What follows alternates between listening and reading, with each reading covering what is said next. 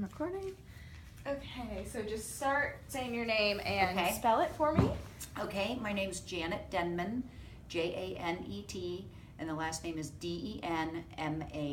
Awesome. And is there a name for the organization that you guys go out and feed the cats? Well, we have a volunteer feeding group, and the woman that runs our feeding group volunteers at staff, Save Okay. the Animal Foundation. Gotcha. So she developed this on her own. Yes, her name is Marion Lewis, and she's 88 years old. And she and her friend Shirley, who is 89, I think I have the ages right. If I'm close, I don't want to offend them, like if they're younger. But they have been feeding for about 15 years, and they started this little group. So in all that time, there's only been one day where the cats haven't been fed. Wow. They had a miscommunication. Wow, that's awesome. How did you get involved with this? Well, I have a friend named Michelle who used to feed, and she would tell me all the time about how she would go out and feed. Mm-hmm. She fed twice a week, and she, her life got complicated and her kids started getting older, and so I took over for her. Nice. Gotcha. So how long have you been doing this? 2.5 years. Awesome. Mm-hmm.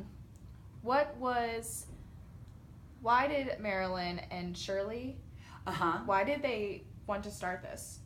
Well, first of all, I think that they had volunteered at staff to begin with, and they both, I know Marion at least lives in Madeira. Mm-hmm. But there was a need. I think were over here, and there was just a need because there were homeless animals that they felt like weren't getting fed, and so they established 6 or 7 sites in Loveland and started to feed the cats. So I just think they took it upon themselves to put a feeding group together because they didn't think the cats were getting fed. Right, that's awesome. So do you think that they saw that the homeless cats problem had been getting worse, and that's why they wanted to do something? I'm not exactly sure about that. Mm-hmm. I can just tell you that my experience with the cats and with those 2 women and the other women that participate, and men, that when you do this, cats kind of seem to find you. So I rather imagine that they, were around Loveland and they were somewhere and the cats just appear. Right. And I think some people don't see, but cat people kind of see. So. Right. Yeah. So what do you think is the biggest issue with this? Why do you think there are so many cats out? Is it mainly just a feral cat problem? Is it a stray cat problem?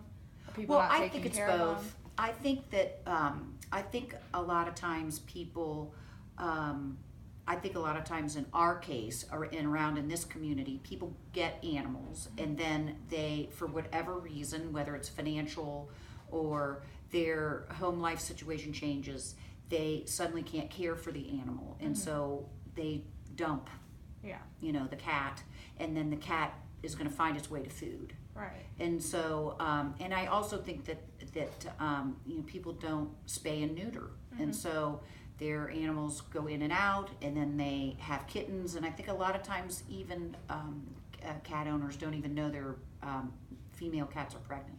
So a lot of times the kittens are born, and I don't even know that the owner of the cat knows. Right. And a lot of times those kittens end up starving and at our site.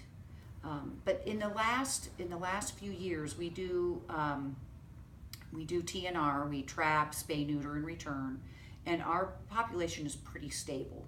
I mean, we might get 2 or 3 cats a year new to the sites, and then sadly, 2 or 3 will disappear, or we might see someone for a couple of years, and then all of a sudden we don't see that cat anymore. Right. So you think the cats mainly stay in the one area? Yeah, I think that once there's a routine and they start getting fed and they can rely on getting food at that site, they meander all over the place, and then at feeding time they come back. Gotcha. And we all feed at about the same time in the afternoon every day. Gotcha. What do you guys do to keep tabs on the population? Do you just know the cats by seeing them? Well, Marion has a list of the cats, and she names them all.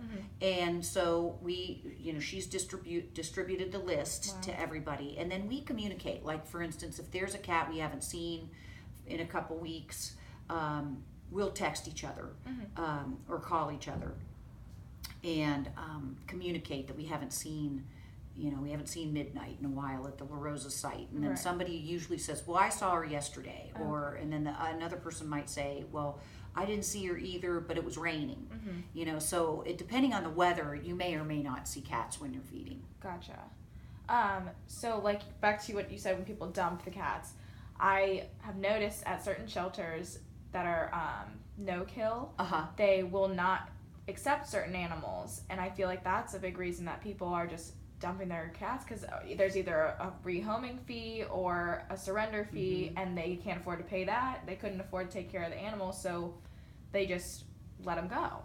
Well, I think that's huge. Yeah. There really aren't enough facilities for these homeless animals, and so people, they just a lot of times don't have a choice in their mind. And it used to be, even before I volunteered to do this, I've always sort of been active, and liked animals and was involved in something in some way or another. But I used to try to help people place cats, especially older people that have to go to a nursing facility, or maybe they fall and break a hip and they have to go get rehab and they can't care for their animals anymore, be it dogs or cats. They have a hard time getting those animals placed because the shelters are full and the no-kills are full all the time. Oh yeah, they are. It used to be just in the spring and summer, when new kittens were born, but now it's 12 months a year. They're just at capacity. There's not enough room. There just isn't enough room. And there's too many homeless animals. And people they would rather dump the animal, I think, a lot of times, than take it to a kill place. I totally agree. SPCA does use euthanasia, even though they use it as their last possible option. Right. Like if they can find fosters, people at the shelter will take dogs home and stuff. But do you agree with that? Would you rather support a no-kill shelter or one that does use euthanasia? Well, of course you want to see every animal be in the best possible situation that it can be, but I feel like it probably is more humane to euthanize the animal than to have it just run in the street and either face starvation, exposure to the elements, or sadly cruelty from humans. Or something like that. That's why we do the TNR in return, because really at the end of the day, we can always, as long as we have partners in the community that don't mind that we use their facility or their space to create a site, we can always create another site. And we try to do it off the main path, so that people driving by or people walking by won't notice. We just try to blend them into the environment so that they can live peacefully and they don't bother anybody. Right. So I don't know. A lot of animals come to us.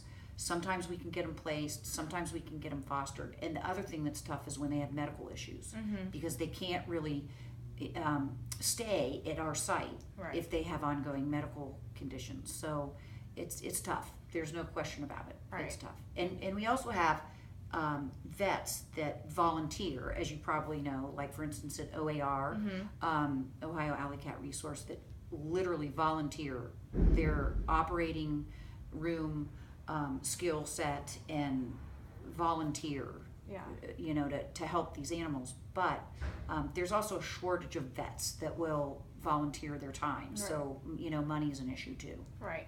So last question, in Cincinnati right now, what do you think that, like me, for an example, can do to help this problem?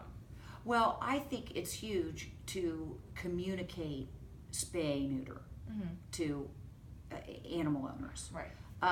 And I think that, gosh, it seems to me that in rural areas and in areas that you know that are economically depressed, people just don't have the ability to find low cost or no cost spay neuter shelters or facilities to take their animals, and so that's just how the population grows. It's the spay neuter issue. So and I can't even say that it's, you know, there's people that don't have economic issues that don't spay and neuter their animals. Right. They just, what's the reasoning behind I don't know. It's in that particular case. I don't think it's the lack of being able to find a facility. I just think that people just aren't in tune with how important it is. Right. I think a lot of people also think that their pet will like change personalities. Like, I think there's a lot of myths behind spaying your animal that just aren't true. Oh, that's true too. Yeah. That's absolutely true. People are just very smart.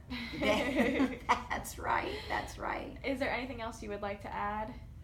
Well, I can't really think of anything. Yeah. I mean, you know, our group, we really enjoy doing what we do, and it's to be honest, we don't see each other a whole lot because we alternate days. I feed every Monday as an example, but when we do get to see each other, I mean, these are the nicest people, and we all have, you know, a point of interest in these animals, and it's a pretty cool thing to do. That's awesome. Thank you. Okay, thank you so much. I think I got a lot of good stuff there.